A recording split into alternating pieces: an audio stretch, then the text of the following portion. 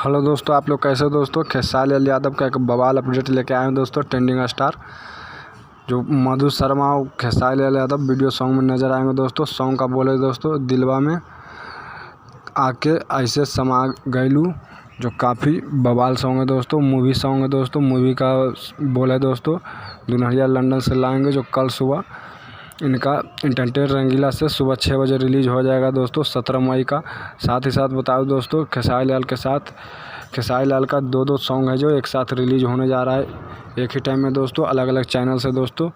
तो एक है जो बलमा का बुद्धि, जो सुबह फिल्म से है, जो 6 बजे रिलीज़ होगा। दूसरा है दोस्तों, आप देख ही रहे हैं स्क्रीन पर, जो दिलवा में आके ऐसे समा गइलू, जो दुल्हनिया लंदन से लाएंगे सॉन्ग है दोस्तों, जो इंटरटेनमेंट रंगीला से सुबह 6 बजे रिलीज़ होगा दोस्तों।